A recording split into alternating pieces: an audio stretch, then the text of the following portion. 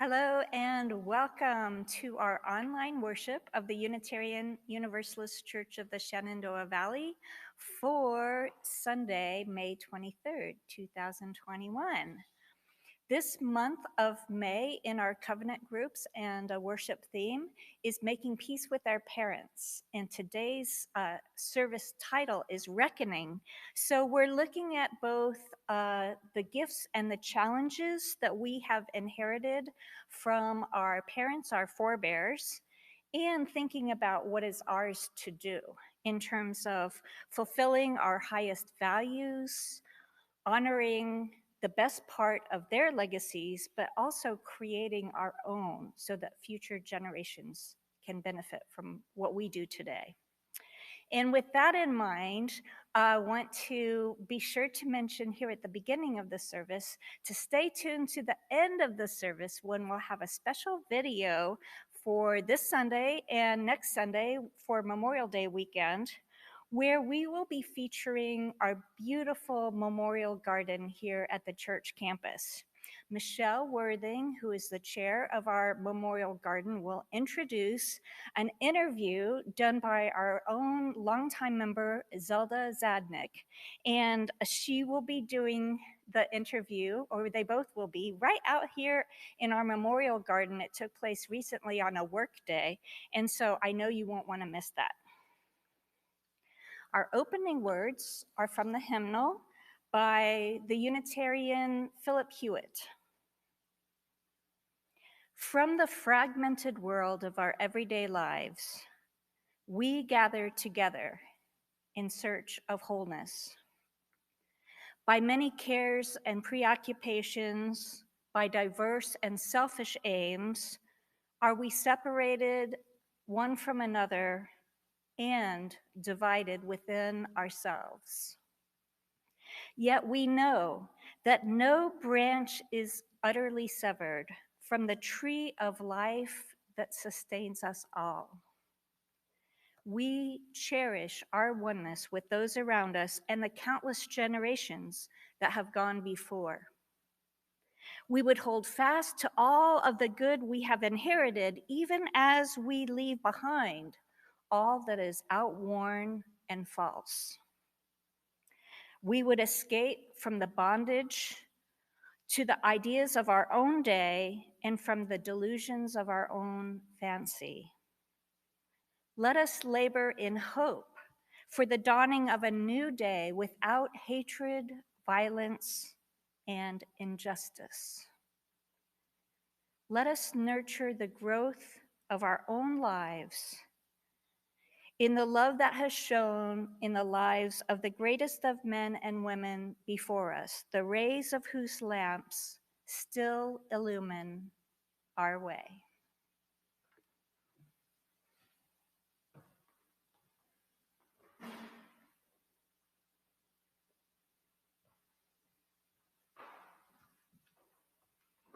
Welcome, everyone.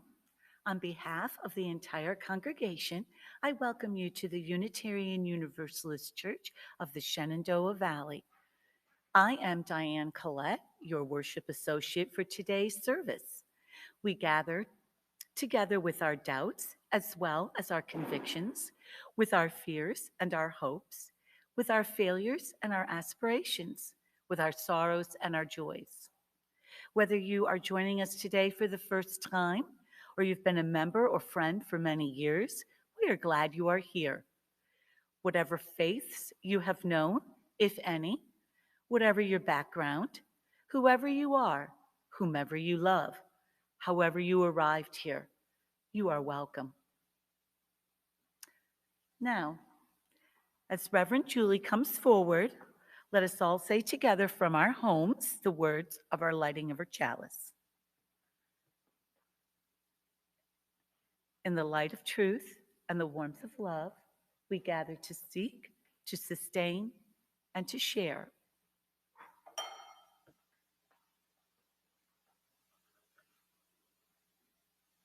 And I invite you to join us as we say our covenant.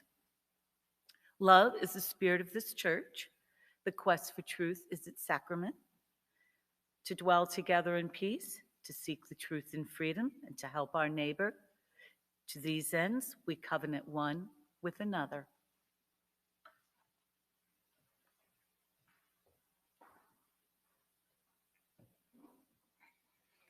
And now, before proceeding with our service, I ask you to join with me in a time of silence, as we have done every week of this very long pandemic time. Hopefully, we'll be able to start getting back together soon. But it's so important, especially while we're not able to be physically together, that we join our hearts and our minds together in this time of silence, lifting up the continued impact of the COVID-19 pandemic within the United States, but also around the world, and also the other grave concerns that we carry when we're together on Sunday morning. The ongoing conflict in the Middle East between the Israelis and the Palestinians, the continued challenges of racial justice within the United States across the country. So pause with me now, if you would, to gather all of these concerns, along with our private and collective joys in this time of silence.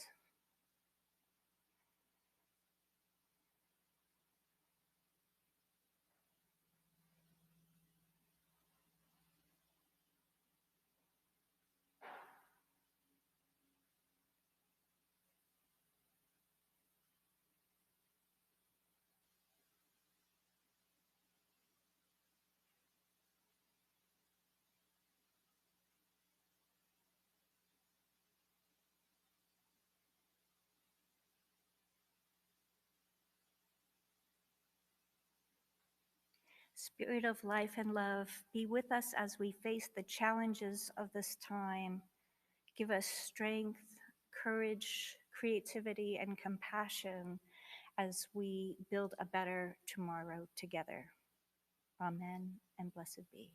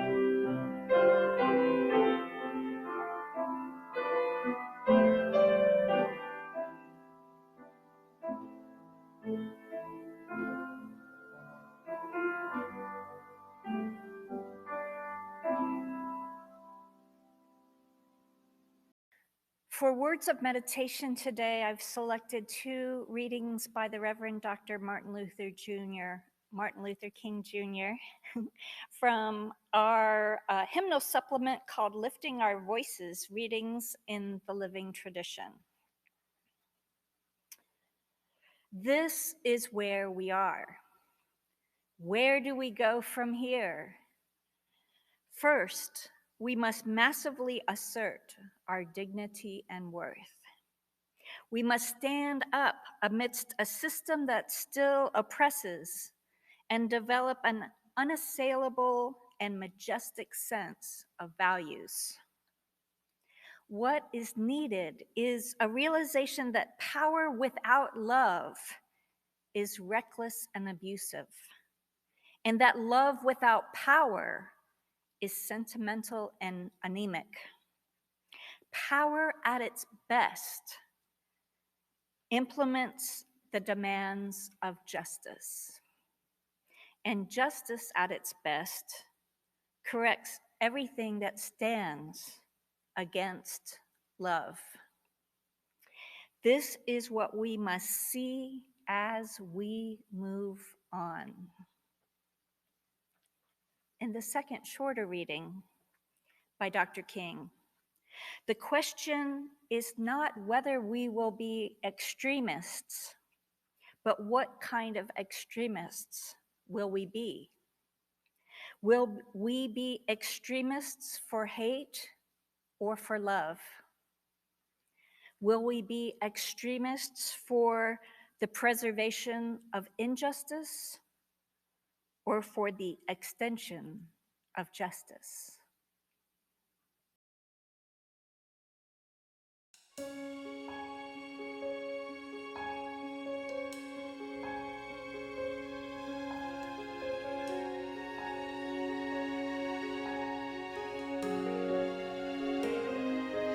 There is more love somewhere.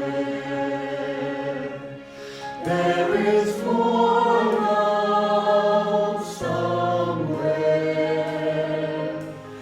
I'm gonna keep on till I find it.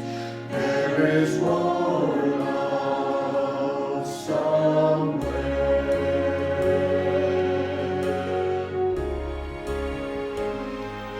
There is more hope somewhere. There is more hope somewhere. I'm gonna keep on till I find it.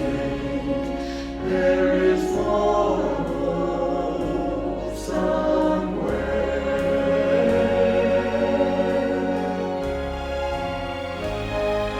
There is more joy somewhere.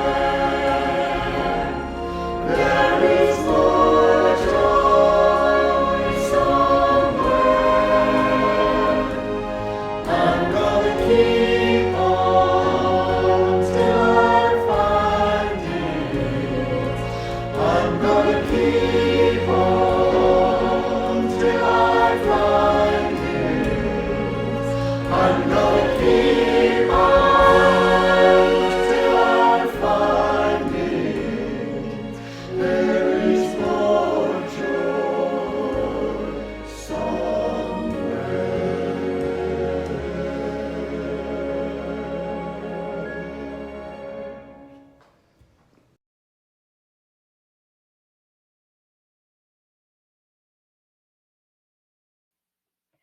We're welcoming Diane Collette as a worship associate for her first time maiden voyage today.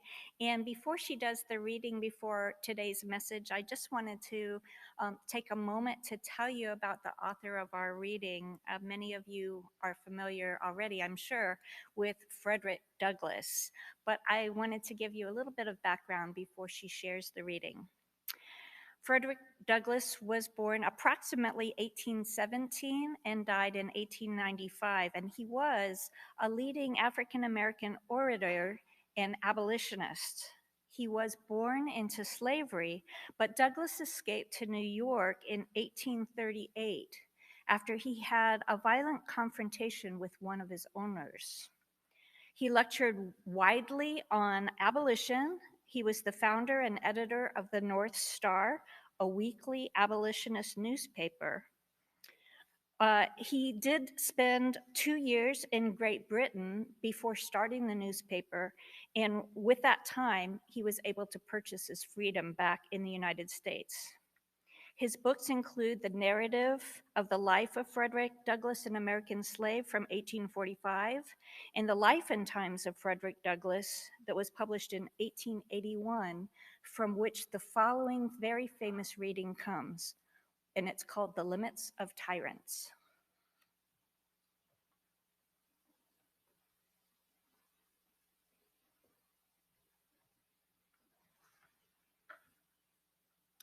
The words for reflection today are found in our gray hymnal called Singing the Living Tradition and were written by the great abolitionist Frederick Douglass. Those who profess to favor freedom and yet deprecate agitation are people who want crops without plowing up the ground. This struggle may be a moral one, or it may be both moral and physical, but it must be a struggle. Power concedes nothing without a demand. It never did, and it never will. Find out what people will submit to, and you have found the exact amount of injustice which will be imposed upon them.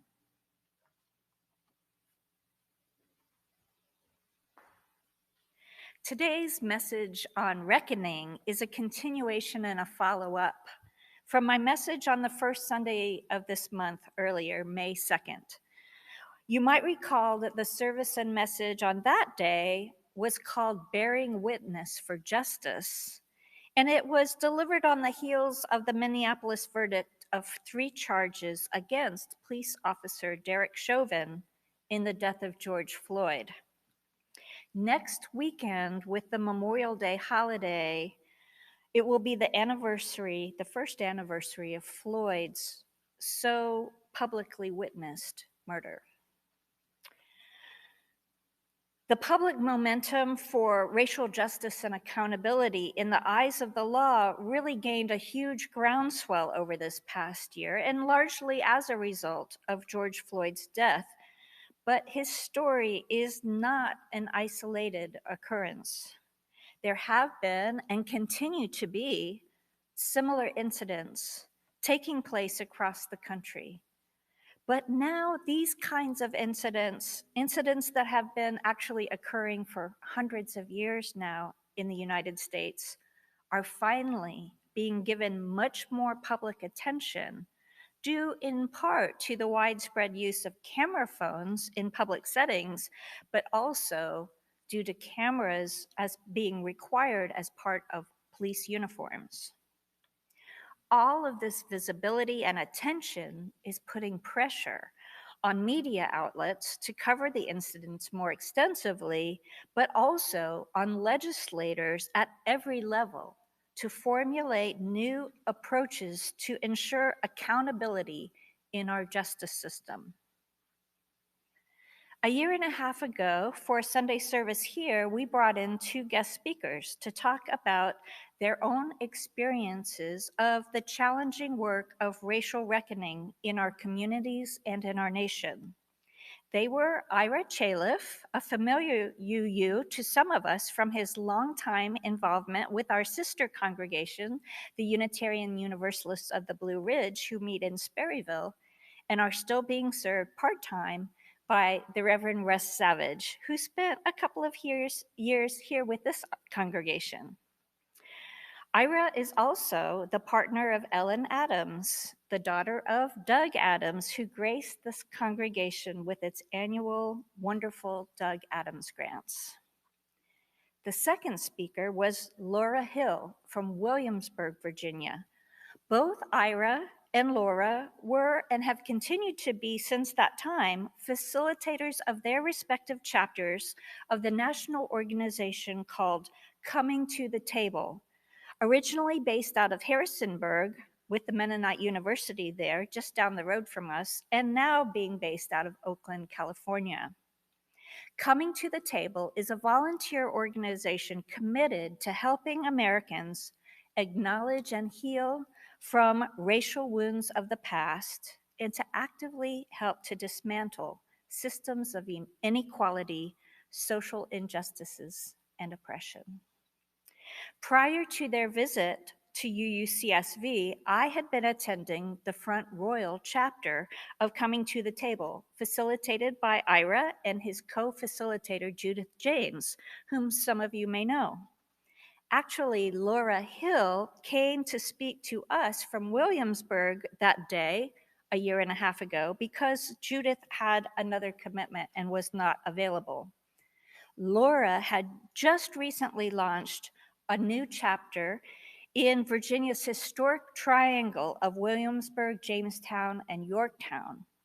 Shortly after Laura's visit with us, her chapter helped to coordinate an impressive day of remembrance along with the National Park Service in 2019 to commemorate the 400th anniversary of the first enslaved Africans in the colonies, which were at Jamestown in Virginia.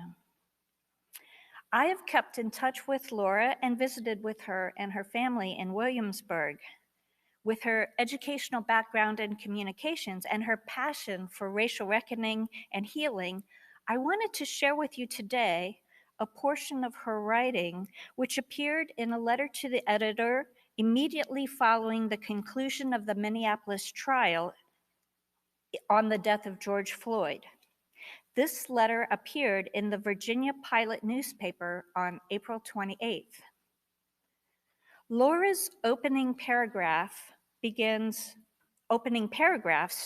by saying, "It's been 30 years since the fateful night in 1991 when Rodney King suffered a violent beating by 7 Los Angeles police officers. The all too familiar scenes of brutality against African Americans have been playing out for centuries. Same story, different cast. What makes the recent conviction of Minneapolis police officer Derek Chauvin different?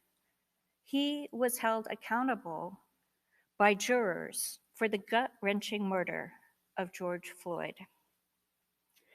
In her letter to the editor, she then points out an important historical context for us. She writes, "The misguided idea that African Americans are deserving of harsh treatment dates to 1640, when 3 indentured servants ran away from Northampton, Virginia, the plantation there. 2 of the men were European and 1, John Punch, was African.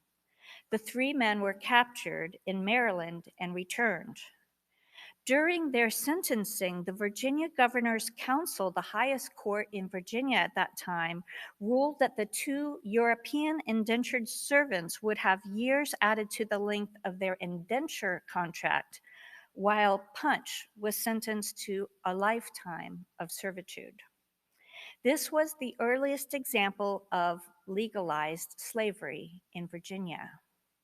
It also set a precedent for racially bias-based punishment, which has given rise to the inequitable policing that we still see today.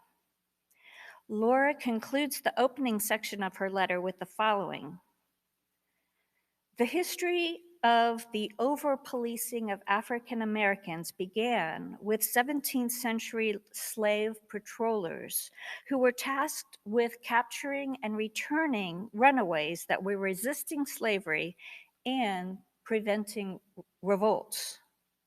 After the Civil War, Southern sheriff's offices morphed into the vacant role of slave patrollers, using over-policing and violence to keep African Americans disenfranchised." This mini history lesson from Laura's letter to the editor has been largely missing from our school's history books for a very long time.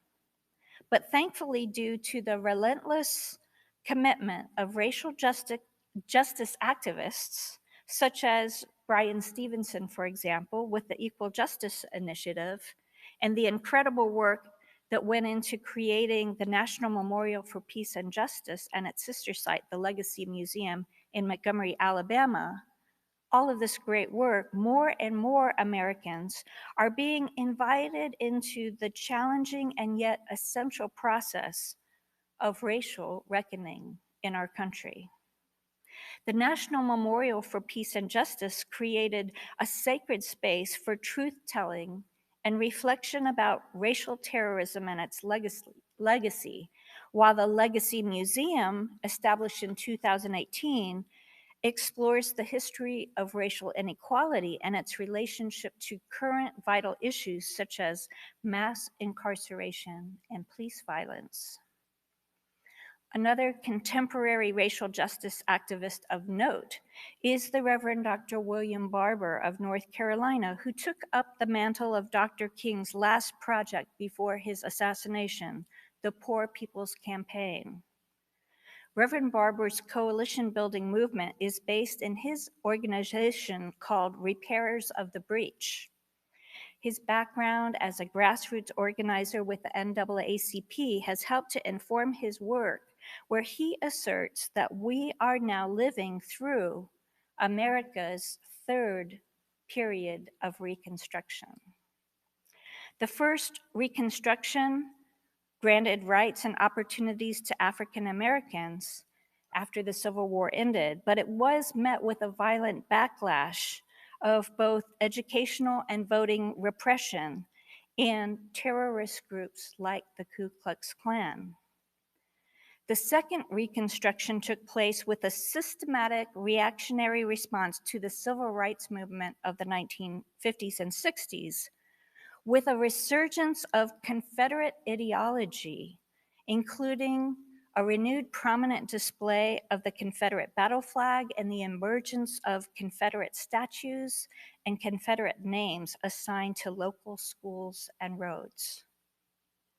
My friends, Reverend Dr. Barber suggests that we are currently living through a third period of Reconstruction, which was ignited by the election of the first African American to the presidency, not just once, but twice.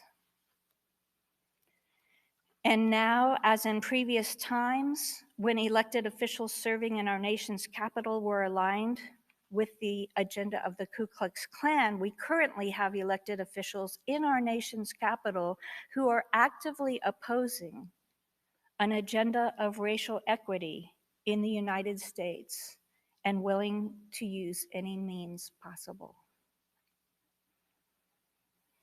As emotionally difficult as the ongoing news continues to be on this subject, whether it's voter suppression or incidents of police violence toward people of color or other acts designed to instill racial terror and fear, I am personally heartened by the breadth and extent of opportunities that are now emerging to help Americans awaken to the legacies of our shared histories and to forge new capacities for spiritual and tangible reckoning.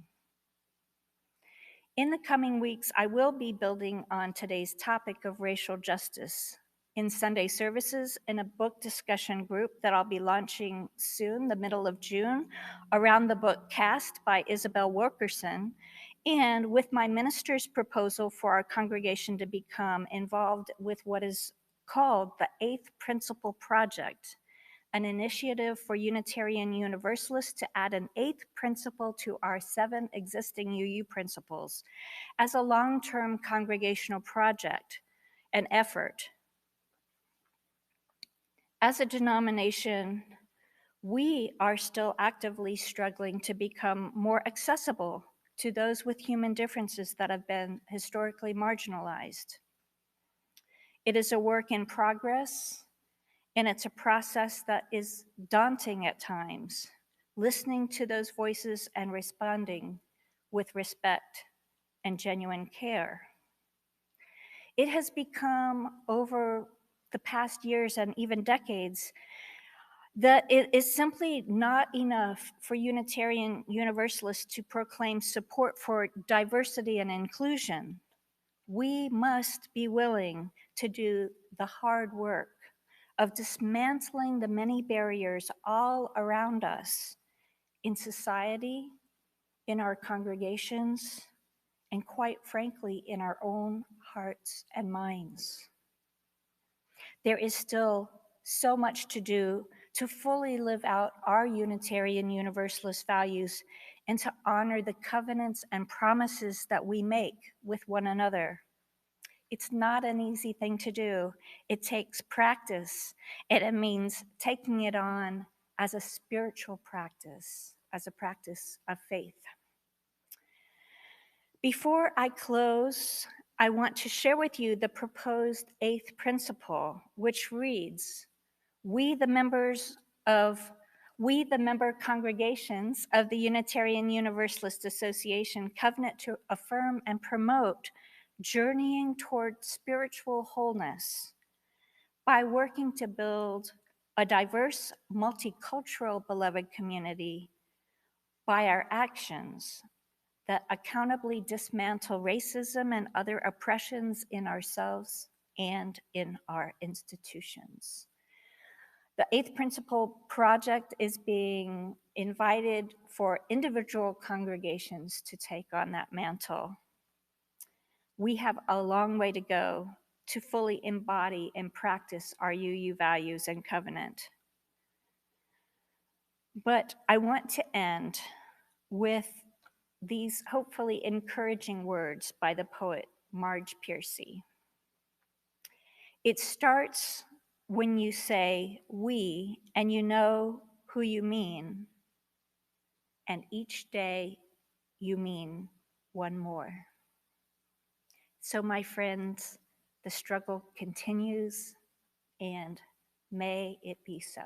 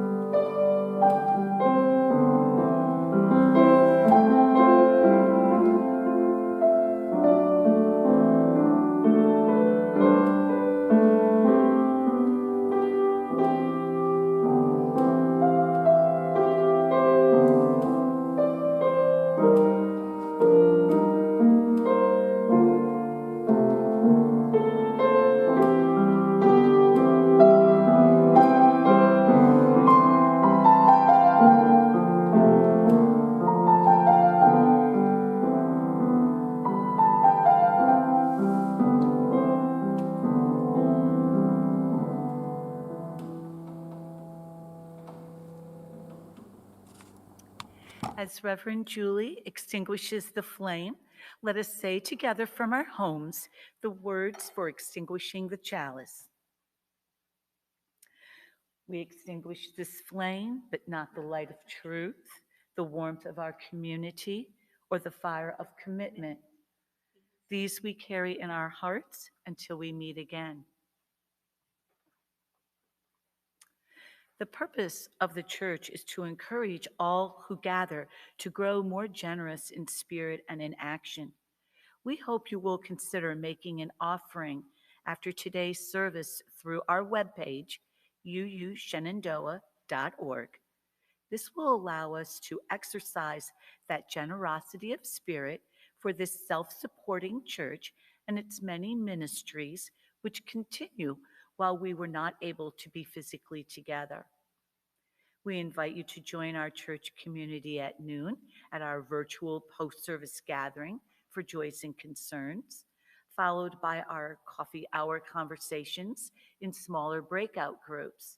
The Zoom link is found in your UUCSV email. Thank you for joining us today.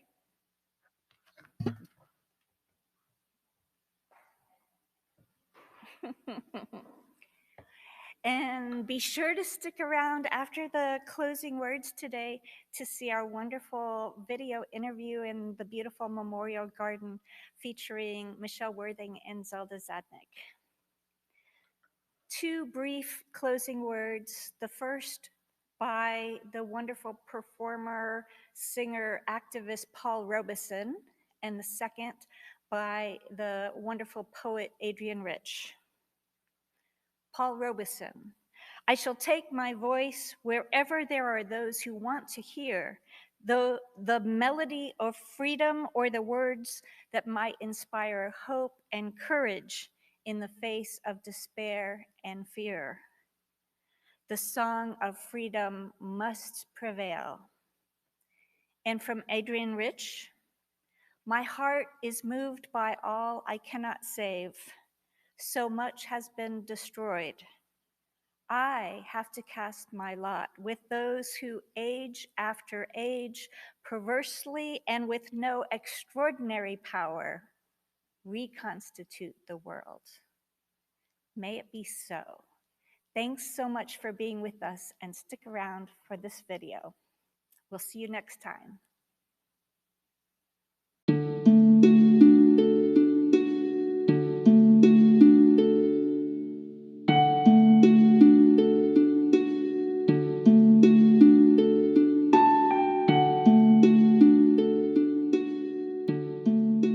Hello, I'm Michelle Worthing. I'm the chairman of the Memorial Garden Committee.